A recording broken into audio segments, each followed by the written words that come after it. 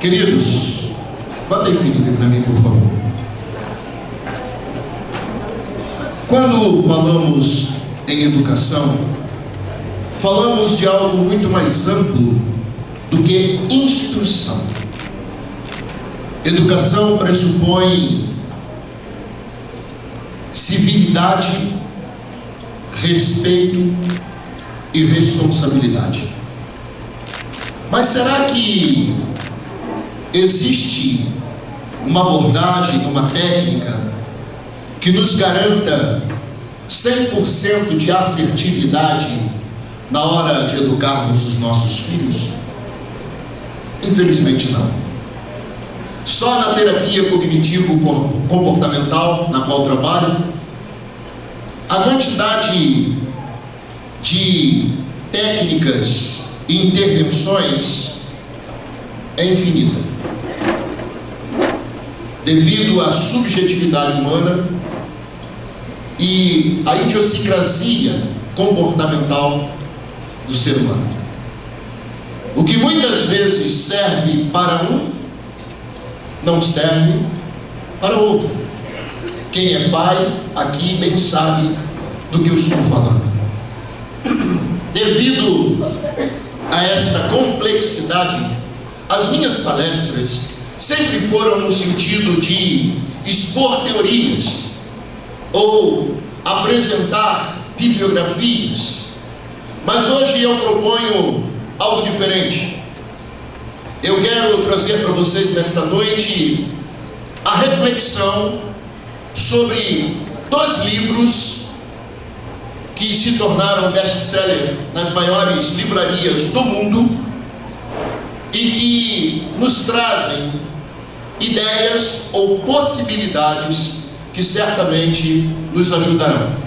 O primeiro é o livro Rápido e Devagar, de Daniel Kahneman. Este livro, ele traz uma ideia muito interessante. Ele parte da teoria do neurocientista Paul MacLean.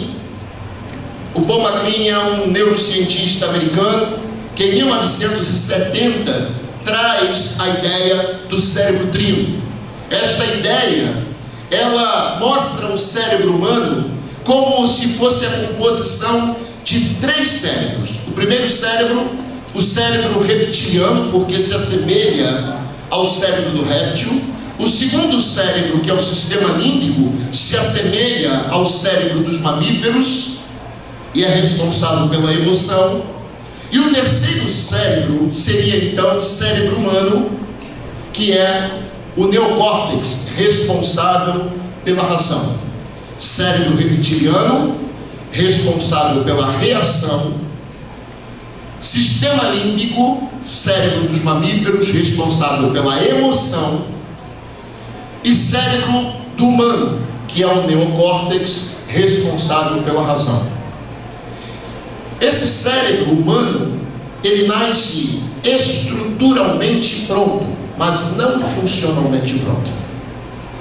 As funções neurais, elas vão sendo disponibilizadas a partir do momento em que o ser humano vá crescendo e sendo estimulado pelo meio a qual ele está inserido.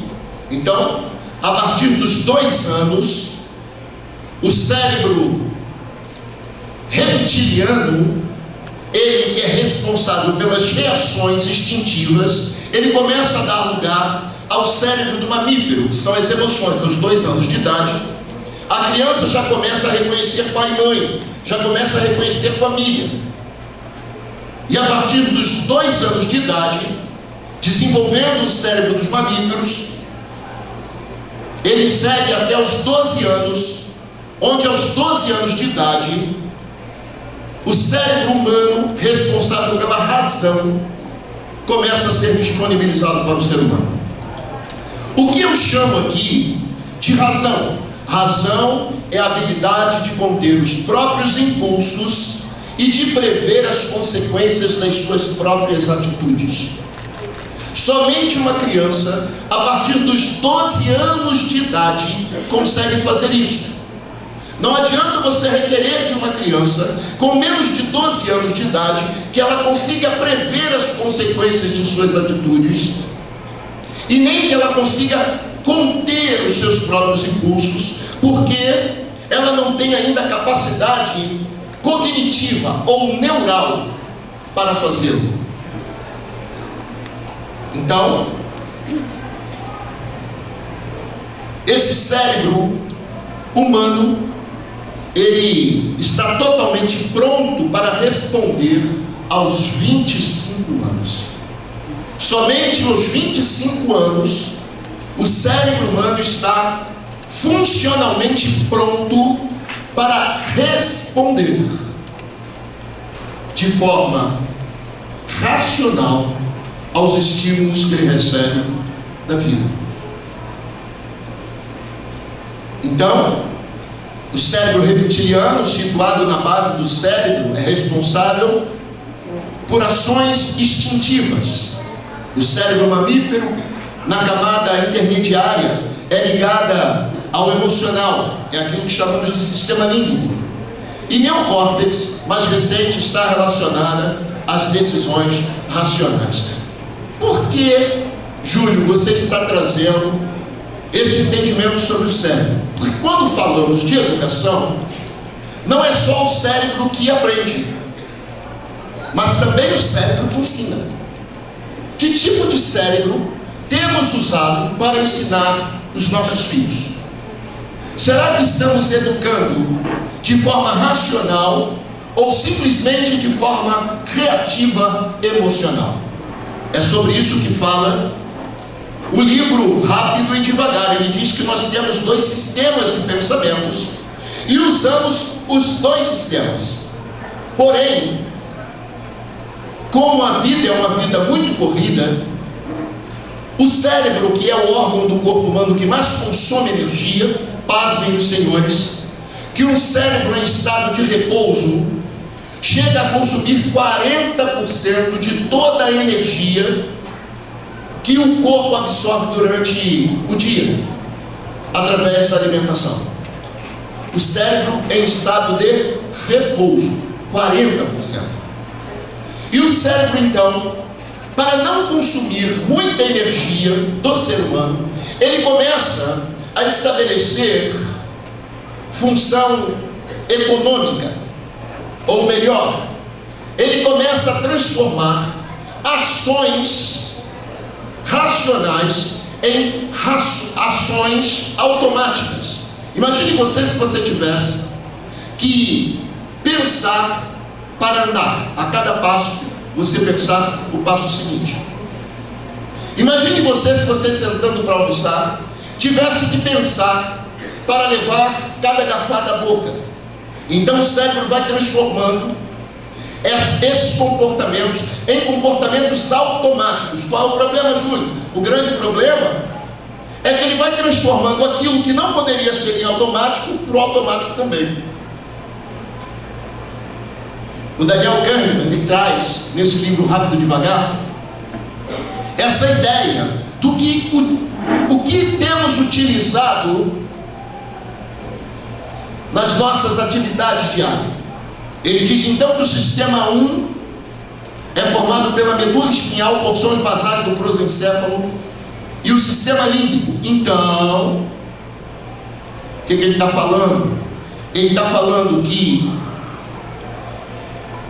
nós, quando usamos a função rápido, nosso sistema rápido, ele é instintivo e automático.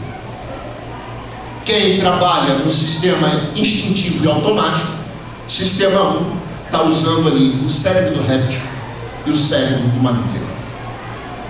Rápido. Mas ele aborda também o tema dizendo que temos o sistema 2, que é o sistema do neocórtex, responsável pela elaboração de pensamento, planejamento e razão. A resposta é mais elaborada, porém mais lenta. Ali está o cérebro da razão. Mas a vida é corrida. E eu quero aqui nesta noite apresentar para vocês rapidamente o sistema rápido. vamos nós utilizar o sistema rápido. Por favor, me ajudem. 2 mais 2? Que maravilha! Sistema rápido. Vamos agora no sistema devagar. Um taco e uma bola de beisebol custam juntos R$10,10. O taco custa 10 centavos a mais que a bola. Quanto custa a bola? Sistema devagar. Você não consegue fazer isso no sistema rápido. A bola custa R$5, embora você tenha pensado alguma coisa com 10.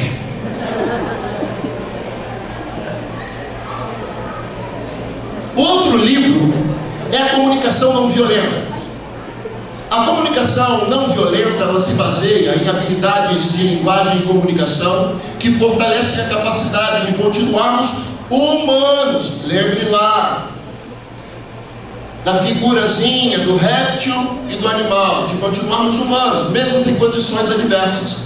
Nos ajuda a reformular a maneira pela qual nos expressamos e ouvimos os outros, em vez de ser reações primitivas e automáticas, tornam-se respostas conscientes, embasadas na consciência de que estamos percebendo, sentindo e desejando. Resumindo, é saber ouvir o que de fato está sendo dito pelo outro e expressar o que de fato queremos dizer. Parece fácil, mas não é. Gostaria aqui de dar uma pausa só para dizer o seguinte: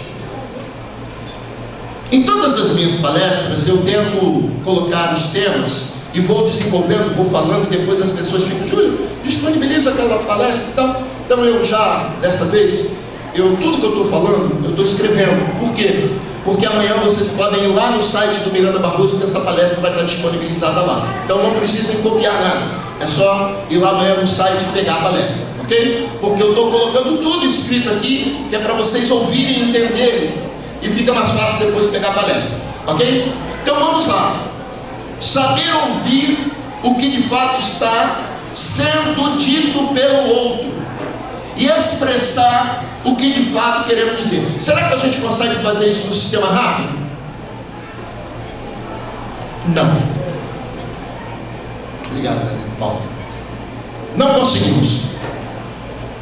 Aí eu começo com essa pergunta: como está o diálogo entre vocês? Você e seu filho, como está? No sistema rápido, devagar? A comunicação como tem sido? Violenta ou não violenta? A palavra é conexão. É exatamente isso, é como no computador. Quando cai a internet, querido, não adianta você socar o computador, socar o teclado, porque nada passa. Ninguém consegue receber nada e ninguém consegue enviar nada. Se cair a conexão, pare. Não adianta violência, não adianta grito, não adianta resmungo. Caiu a violência, caiu a conexão da sua parte ou da parte do seu filho. Querido, para. A palavra é conexão. Espere, acalmou, conectou, vai lá que tudo fica mais fácil. Empatia sempre. Antes de qualquer ação, lembre-se, são crianças, seres em desenvolvimento que não têm controle emocional.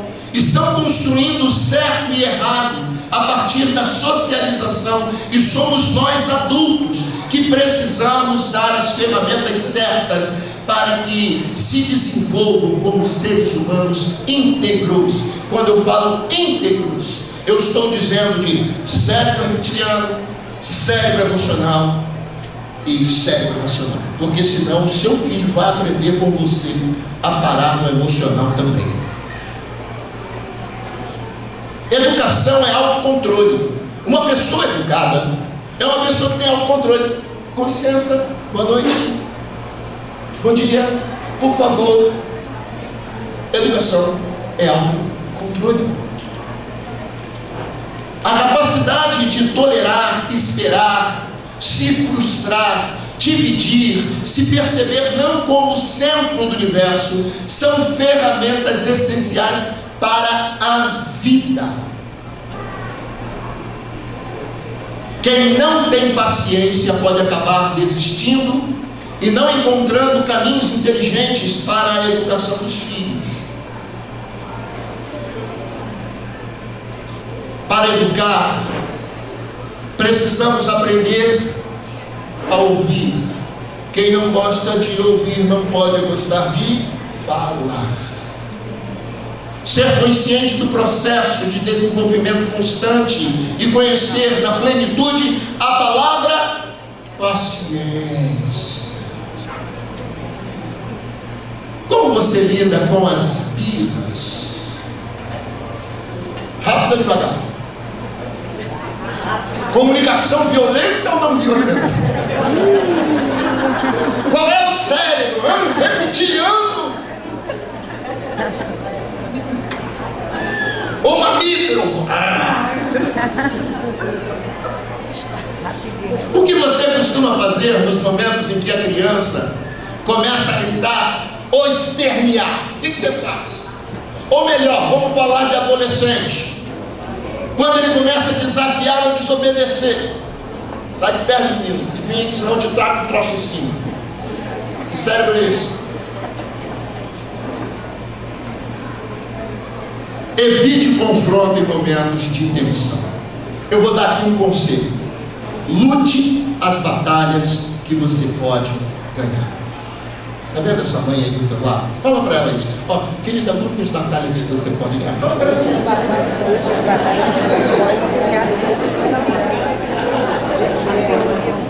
Nunca tente provocar um enfrentamento ou ensinar algo enquanto o seu filho estiver nervoso ou chorando. Caiu a conexão. Caiu a conexão. Não entra nessa batalha não, porque ela é uma batalha perdida. Ninguém ganha nada nesse negócio aí. Atenção. Porém, entretanto, é importante ter cuidado para que seu filho não entenda que é por esse meio de choros ou desobediências que conseguirá o que deseja, pois assim que esses gestos tendem a se repetir cada vez mais. Sabe, ó, não entra na batalha não, mas também não ceda. Porque se ceder, ele começa a entender, falar: opa, encontrei o caminho.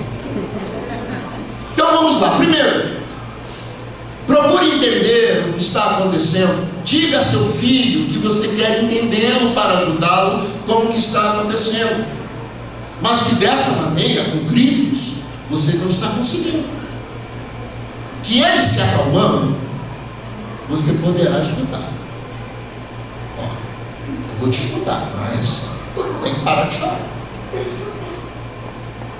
Somente após acalmar o seu filho, te conectar novamente, explique-o de forma objetiva o que estava acontecendo, inclusive fazendo começar a perceber que ficou nervoso, com raiva, irritado, etc. Isso é importante para o seu filho começar a entender os próprios sentimentos. Querido, nós somos 99% de reações aprendidas.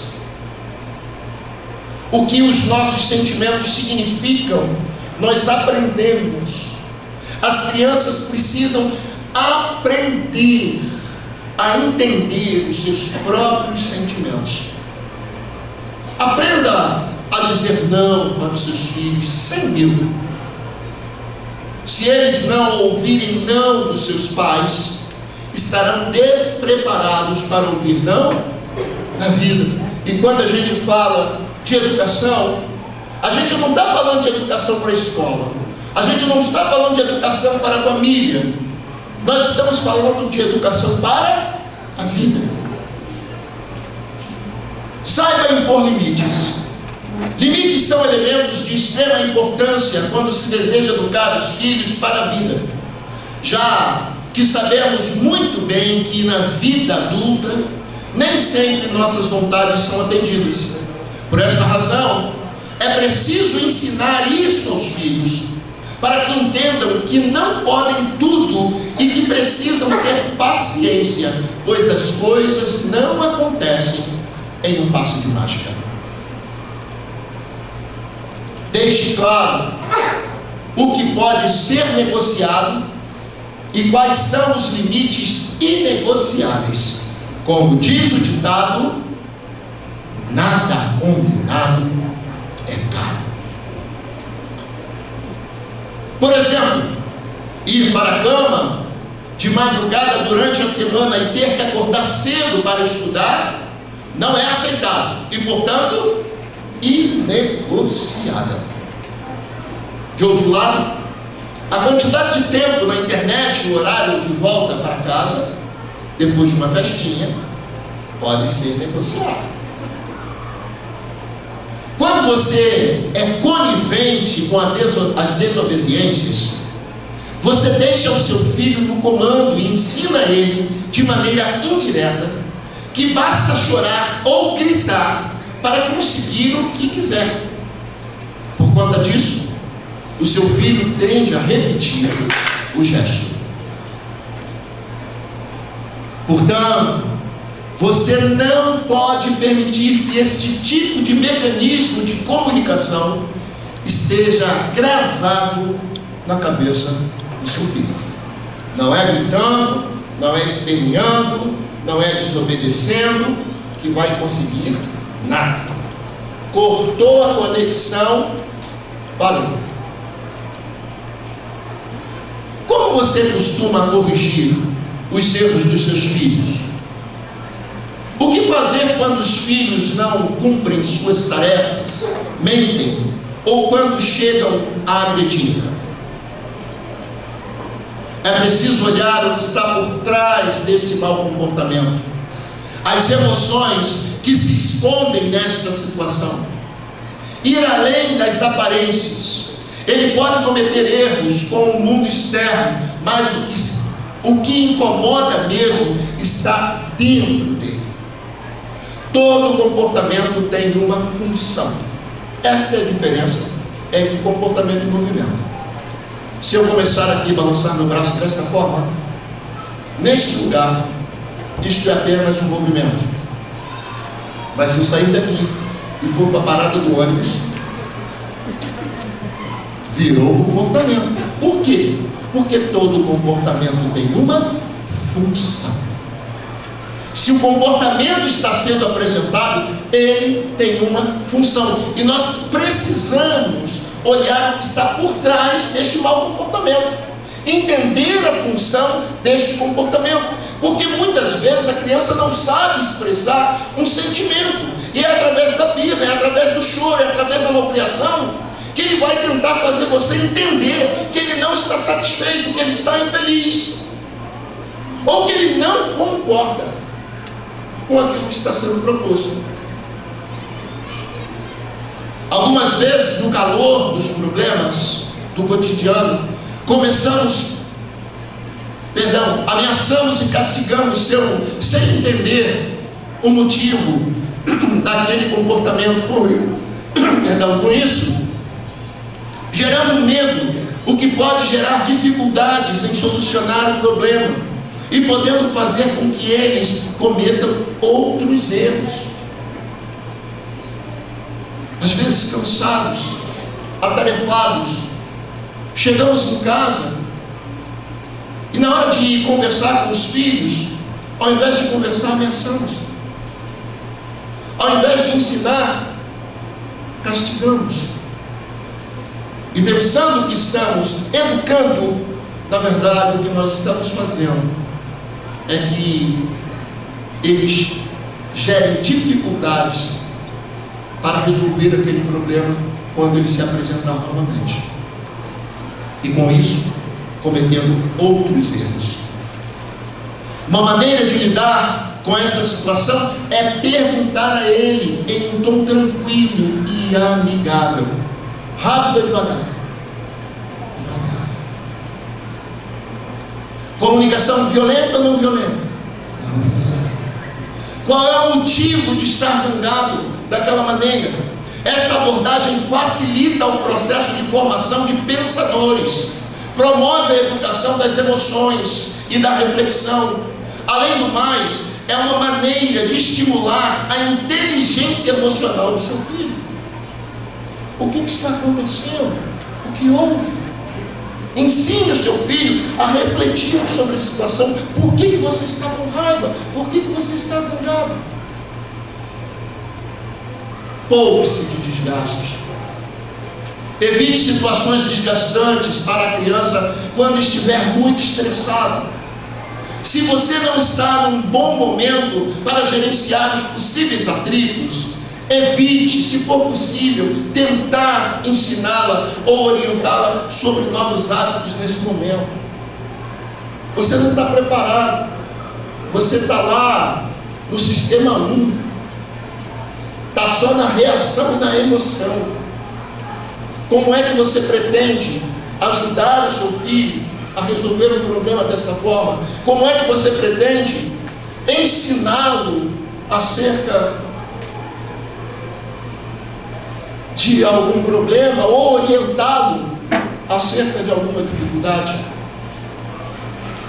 Autonomia não é independência. Autonomia é autogerenciamento. A pessoa autônoma, ela tem autogerenciamento, ela aprende a cuidar dela mesma. Então, quando ensinamos os nossos filhos para que possam alcançar a autonomia, nós não estamos dizendo aqui que nós vamos abandoná-los ou achar que eles se tornam independentes. Não, eles aprendem a se autogerenciar. Quem é que cuida da mochila? Quem é que arruma a mochila? Quem é que guarda o tênis quando volta da escola? Isso é ensinar, querido, autonomia. Persistência, autocontrole, disciplina, curiosidade, fluidez social, determinação, autoconfiança. Tudo isso, quando ensinado, ajuda, querido, na construção de traços de personalidades que são marcos encontrados na maioria das pessoas bem-sucedidas ou em cargo de chefia. Do que eu estou falando? Tendência a persistir em tarefas tediosas que não tenham recompensa aparente. Isso são traços de personalidade fundamentais para quem deseja alcançar altos cargos na vida. Capacidade de adiar a gratificação. Estou investindo em alguma coisa que eu não estou ganhando agora, mas daqui a um pouco chega a recompensa. Comecei minha faculdade agora, parece que não estou ganhando nada, mas daqui a 4 anos, 5 anos eu seguro meu carro. O que é isso? Capacidade de adiar a recompensa. Tendência a seguir um plano até concluir. Muita gente acha bacana ter mente criativa, mas tem gente que é criativo demais. Começa o ano pensando em fazer medicina, quando termina, ele já quer ser arqueólogo. Não consegue seguir um plano até concluir. Começa com aquela motivação e depois. E só existem, querido, 2 formas para se aprender: pela modelagem ou pela modelação. Ou você aprende vendo alguém fazer e tentando fazer, ou alguém tem que se predispor a ensiná-lo. A modelagem diz que toda criança, quando nasce, emite sons naturalmente, choros e resmungos, a fim de manter a mãe por perto. Contudo, em um dado momento, a criança começa a perceber que os resmungos específicos atraem mais a atenção da mãe do que outros. Desta forma, o resmungo é reforçado para a criança em forma de carinhos e gracejos por parte da mãe. Assim, a criança passa a emitir respostas cada vez mais próximas às que a mãe deseja. Esta, por sua vez, não cessa o reforço até que o resmungo se torna mamãe, e por modelagem a criança aprendeu a sua primeira palavra. Modelagem é um processo construído através do estímulo e reforço. Fulano, lava a louça para mim lá.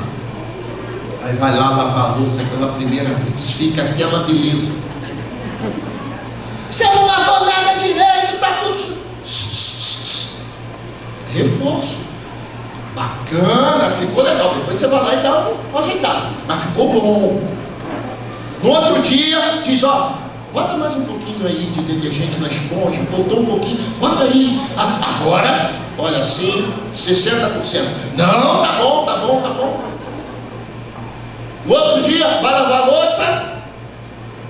Ó, botou o detergente na esponja, botei. Agora passa mais na borda assim também, ó. Tá vendo? E vai se aproximando daquilo que você deseja. Educação é processo, é devagar, é devagar, é devagar. Nunca rápido. É modelagem. Vai dando o modelo devagarzinho e vai reforçando que ele chega lá. Você chegou? Os prêmios funcionam melhor do que os castigos. Grave isso. Portanto, o reforço ensina mais do que a punição. Modelação. Sabe-se que a herança cultural é de fundamental importância para o homem, variando de níveis básicos de sobrevivência a níveis socioculturais. Desta forma, aprendemos, por exemplo, que não devemos colocar as mãos no fogo, ou que devemos nos vestir para sair de casa. Essa aprendizagem é feita por modelação. Modelação é a observação de exemplos.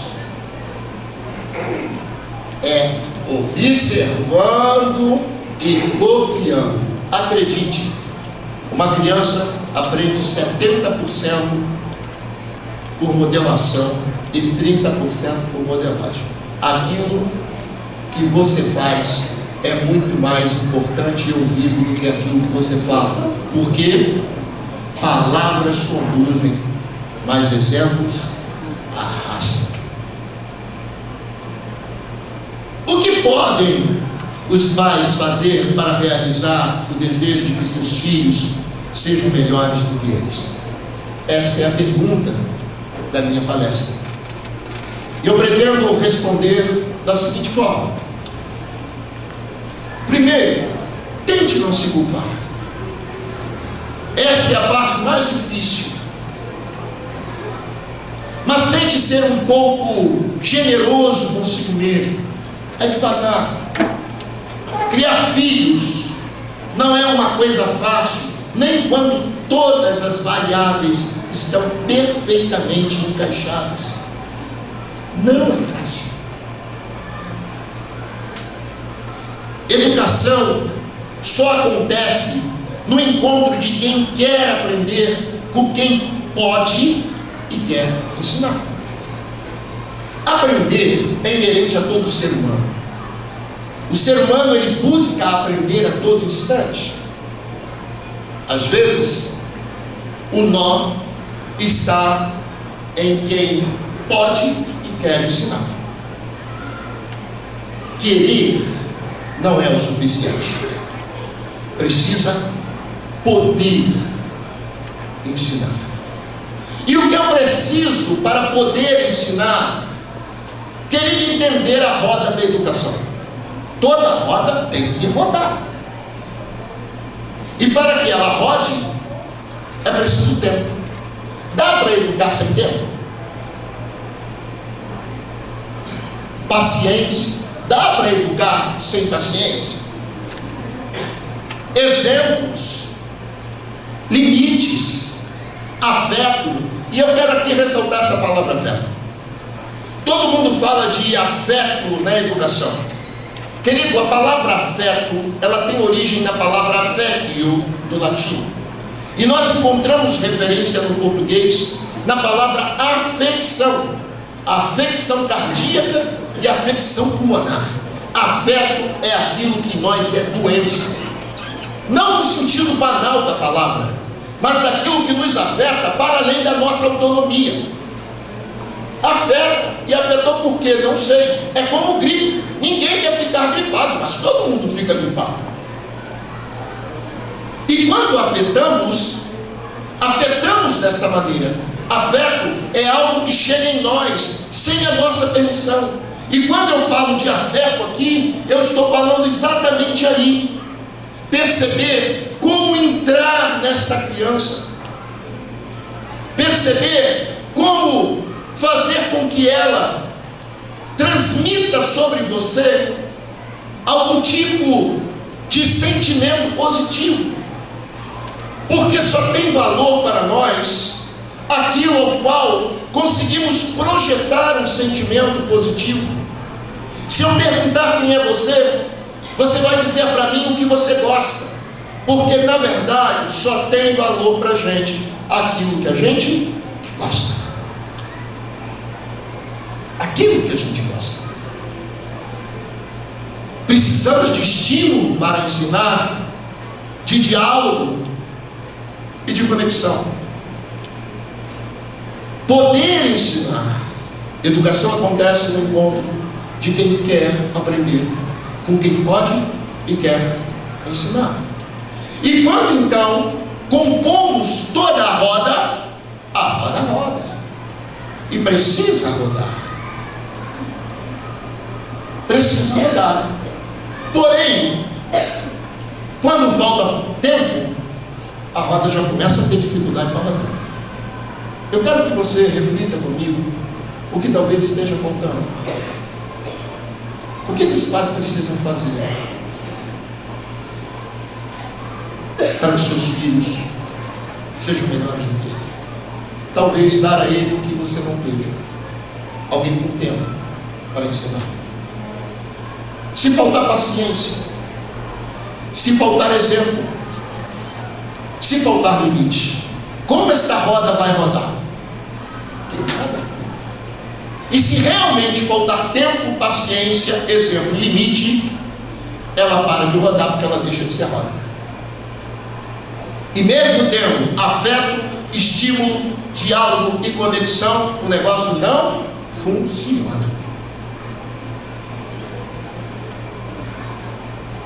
Júlio, vai dar certo 100% se eu colocar a roda para rodar? Querido, eu não sei. Mas uma coisa eu tenho certeza: seu filho será uma pessoa mais autônoma, responsável e respeitosa, com habilidade para cada dia subir mais um degrau na escada para um futuro melhor. Contudo, não basta aplaudir os seus esforços, ele não vai chegar a esta escada sozinho. Só chegará lá se alguém o ajudar a subir os primeiros degraus. Júlio, meu filho realmente vai conseguir lá, vai chegar a ser melhor do que eu no futuro. Querido, tente. Não desista de tentar. Sente-se com ele à mesa e passe para ele as 3 regras da vida. Imputa na cabeça dele as 3 regras para a vida. Se você não for atrás do que você quer, meu filho, você nunca vai ter. Se você não perguntar, a resposta vai ser sempre. Se você não der um passo à frente, nunca sairá do lugar. Se teremos filhos melhores do que nós, só o futuro pode responder. A nossa parte é não desistir e sempre tentado. Obrigado pela atenção de vocês.